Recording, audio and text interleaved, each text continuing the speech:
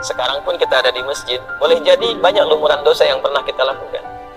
Ya, tidak ada yang sempurna. Ada kesalahan, mungkin sebelum berangkat ke sini ada dosa yang diperbuat, ada kesalahan yang dilakukan.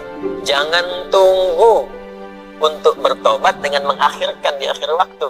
Ya, sungguh orang-orang yang menggantungkan waktu tobatnya itu di waktu-waktu yang panjang, sehingga boleh jadi maut datang lebih cepat dari apa yang dia duga.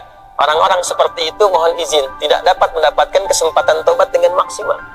Maka kalau kita sadar berbuat salah, kata Allah, hei, jangan malu untuk kembali kepadaku, karena aku Ghafurur Rahim.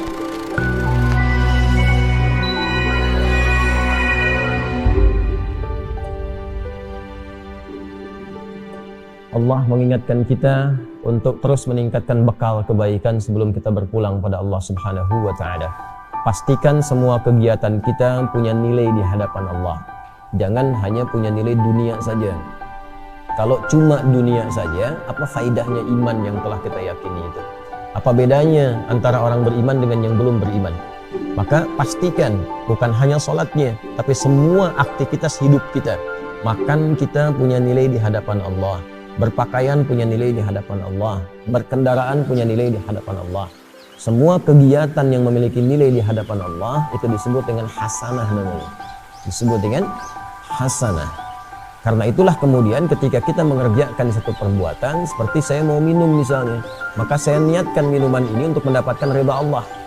Ya, maka saya katakan Bismillahirrahmanirrahim, kemudian saya minum. Maka kalimat Bismillahirrahmanirrahim itu yang menjadikan aktivitas minum itu punya nilai di hadapan Allah. Minumannya sama dengan yang diminum siapapun. Ya, menghilangkan haus fungsinya. Jadi hausnya hilang, tapi apakah dengan hilangnya haus itu Allah memberikan nilai tidak? Ada amal solehnya enggak? Bismillahirrahmanirrahim punya nilai itu. Itu yang dimaksud hadis Nabi, kullu amrin dzibalin la yubda'u fihi bismillahirrahmanirrahim fahuwa abtar. Ya, setiap perbuatan baik, ingat yang baik ya, bukan perbuatan buruk, bukan korupsi pakai bismillah misalnya, tidak, nggak boleh itu. Ya, mencuri pakai bismillah, tidak. Semua perbuatan baik dibalin itu yang dibenarkan oleh akal dan hati kita itu benar. Jadi sesungguhnya kalau orang berbuat salah, hatinya pasti menolak. Ya, hatinya menolak, itu bal. Ma fi balika. Apa sih yang ada dalam hatimu itu? Ya, kan saya sering katakan begini kalau ingin menguji ya. Anda keluar dari masjid untuk ngetes, bukan dilakukan terus, bukan ya. Untuk ngetes, coba iseng-iseng pakai misalnya, dipakai iseng, bukan dipakai pulang ya. Dipakai iseng misalnya sendal orang lain. Masukin dulu, tes. Itu hati kecil pasti mengatakan, ya itu bal, hati kecil mengatakan, hei itu bukan punya kamu. Pasti itu secara otomatis, ya secara otomatis. Lepas lagi tuh, jangan dipotong videonya ya. Saya mesti potong-potong video tuh, ya. Itu ngecek itu seperti itu, hatinya pasti akan protes.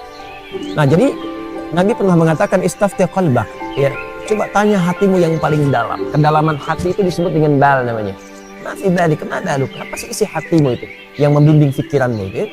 Nah dari situ, kullu amrin dzibalin, setiap perbuatan baik yang dibenarkan oleh hati kita, membimbing pikiran kita, tapi tidak diiringi dengan Bismillahirrahmanirrahim, ya, fahuwa abtar, maka terputus nilai keberkahan. Artinya nggak ada nilai di hadapan Allah, cuma dunia saja. Nah, setiap perbuatan baik yang diniatkan untuk mendapatkan ridha Allah itu disebut dengan hasanah. Poinnya 10. Setiap perbuatan baik itu poinnya berapa? 10. Itu yang dimulai di Al-An'am ayat 160 tadi. Man jaa'a bil hasanati falahu 'asyru amthaliha. Siapa yang mengerjakan satu perbuatan baik punya nilai di hadapan Allah, maka nilainya diperintahkan pada malaikat mencatat 10 kebaikan. 10 itu tadi standarnya ya, bukan 1, 2, 3, 4, tidak. 1 ke 2 ya potensinya 500 tahun. 2 ke 3 500 tahun. 3 ke 4 500 tahun. Makanya mengumpulkan pahala itu caranya mudah. Mudah. Ya, cuma nanti kemudahan itu bergantung pada iman. Makanya bab iman, bab akidah itu yang paling pokok. Itu hanya iman yang mampu menggerakkan kita untuk mendekat kepada Allah. Kalau imannya tidak maksimal, sinyalnya nggak kuat, ya boleh jadi tidak akan semua amal itu menjadi amal soleh. Itulah yang menjadikan kerugian itu. Dikasih waktu untuk beraktivitas, tapi aktivitas yang dikerjakan tak ada nilai di hadapan Allah. Karena hasanah ini yang dibawa pulang, bukan minumannya. Ya, ini keluar lagi menjadi kotoran, ke alam kubur nggak ikut. Hasanah itu yang akan dikonfirmasi sampai dengan di akhirat nanti. Jadi di dunia dikerjakan, di akhirat ditampakkan. Itu yang dimaksud di Al-Baqarah ayat 201 itu. Wa minhum may yaqulu rabbana atina fid dunya hasanah wa fil akhirati hasanah wa qina adzabannar. Kan? Maka di dunia kita mengerjakan itu, di akhirat dikonfirmasi. Konfirmasi itulah yang kita sebut dengan pahala itu. Jadi setiap nilai 1 ke 2, 2 ke 3, 3 ke 4 disebutnya ajrun namanya. Ya, nilainya disebut dengan hasanah. Hitungan 1, 2 ke 3 ke 4 terus disebut ajrun. Di surah At-Tin itu yang paling viral, lahum ajrun ghairu mamnun, ya. Nah, jadi itu yang disebut ajrun, kita terjemahkan dengan pahala. Jadi yang ikut pahalanya amal solehnya di dunia. Di alam kubur kan sudah nggak ada amal soleh lagi. Ya, nggak ada amal soleh lagi. Jadi jangan berharap atau berdoa mudah-mudahan di alam kubur masih bisa tahajud misalnya. Nah, istirahat di alam kubur itu.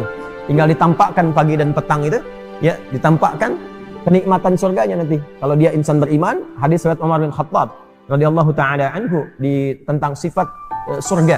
Nanti ada kitab Bad'ul Khalqi di dalam Sahih Al-Bukhari.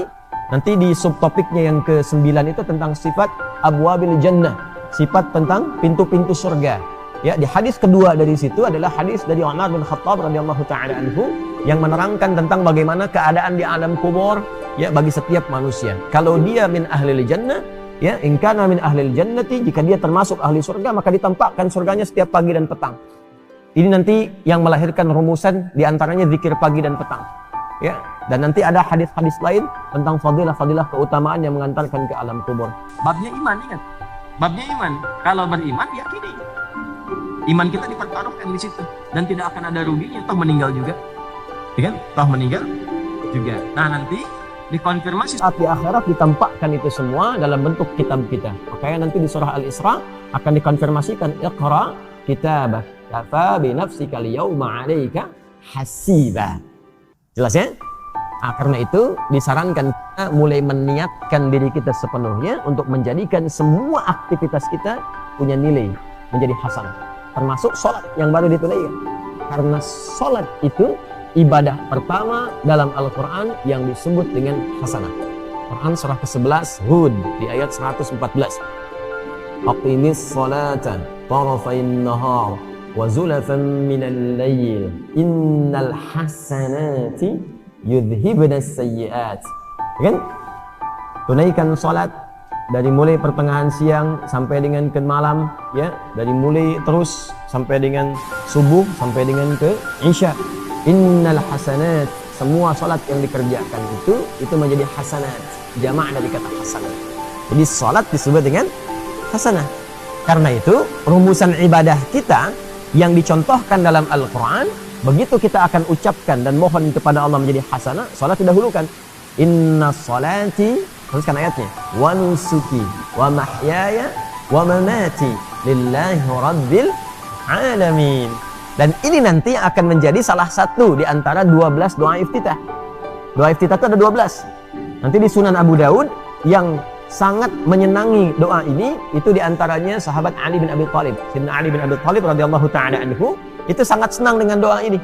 Beliau membaca dalam salatnya itu wajjahtu wajhiya lilladzi fataras samawati wal arda hanifan musliman wa ma ana minal musyrikin. Inna salati wa nusuki wa mahyaya wa mamati lillahi rabbil alamin la syarika lahu wa bidzalika umirtu wa ana minal muslimin wa ana awwalul muslimin, dengan dua riwayat. Nanti yang Abu Hurairah itu yang meriwayatkan yang Allahumma ba'id, yang Ali bin Abi Thalib yang meriwayatkan wajjahtu. Yang di situ terdapat inna salati. Jadi kita berikrar tuh. Bukan hanya salat kita, semua ibadah kita. Semua ibadah kita, wa nusuki, wa mahyaya, semua kegiatan hidup kita. Ya, wa mamati sampai kita wafat. Jadi barusan tuh kita berikrar. Selesai salat subuh, mulai selesai subuh ini, semua kegiatan kita mesti punya nilai di hadapan Allah Subhanahu wa taala. Itu ikrarnya. Jangan sampai berbuat maksiat. Awas, hati-hati. Maka ditutup nanti di ayat 165-nya. Awas, di ujung ayatnya nanti inna rabbaka sari'ul iqab wa innahu ghafur rahim. La ghafurur rahim. Hei, ingat ya, kalau kamu berbuat salah, Allah itu cepat hukumannya. Tapi dalam saat yang bersamaan, Allah sangat maha pemaaf dan pengampun dari segala dosa-dosamu. Maksud rangkaian ayat ini begini, nggak ada di antara kita yang sempurna. Sekarang pun kita ada di masjid, boleh jadi banyak lumuran dosa yang pernah kita lakukan. Ya, tidak ada yang sempurna. Ada kesalahan, mungkin sebelum berangkat ke sini ada dosa yang diperbuat. Ada kesalahan yang dilakukan. Jangan tunggu untuk bertobat dengan mengakhirkan di akhir waktu. Ya, sungguh orang-orang yang menggantungkan waktu taubatnya itu di waktu-waktu yang panjang sehingga boleh jadi maut datang lebih cepat dari apa yang dia duga. Orang-orang seperti itu mohon izin tidak dapat mendapatkan kesempatan taubat dengan maksimal. Maka kalau kita sadar berbuat salah, kata Allah, hei, jangan malu untuk kembali kepadaku karena aku adalah Ghafurur Rahim. Sepanjang kau mau kembali, aku akan cepat mengampuni dosa yang pernah engkau kerjakan dan menghapuskannya sampai ketika engkau kembali. Jelas? Tapi kalau sengaja ditunda-tunda atau sengaja berbuat dosa, ada beberapa dosa yang dipercepat hukumannya sebagai muqaddimah saat di dunia. Bukan balasan aslinya, sebagai muqaddimah. Muqaddimah itu pun karena ada rahmat Allah di dalamnya untuk mengingatkan dia supaya kembali lagi. Ya. Misalnya pelaku riba dibuat susah, dibuat hilang, hancur harta dan sebagainya gitu kan. Nah, ada yang dosa kepada kedua orang tua. Ya, dibikin susah nanti di kehidupan, di pekerjaannya, sulit A, sulit B, supaya sadar. Itu nanti ada di Quran surah As-Sajdah itu. وَلَنُذِيقَنَّهُمْ مِنَ الْعَذَابِ الْأَدْنَى دُونَ الْعَذَابِ الْأَكْبَرِ لَعَلَّهُمْ يَرْجِعُونَ. Ya, jadi kami akan timpakan, rasakan ya pendahuluan hal kecil, hukuman kecil untuk menyadarkan hamba itu supaya kembali taubat, supaya taubat. Jadi jangan tunggu dihukum dulu oleh Allah. Ya, untuk disadarkan supaya kamu taubat. Sepanjang kita merasa ada kesalahan, istighfari, minta ampun, kembali pulang, lalu setelah itu istiqamah mengerjakan kebaikan sampai kita kembali pada Allah Subhanahu wa taala.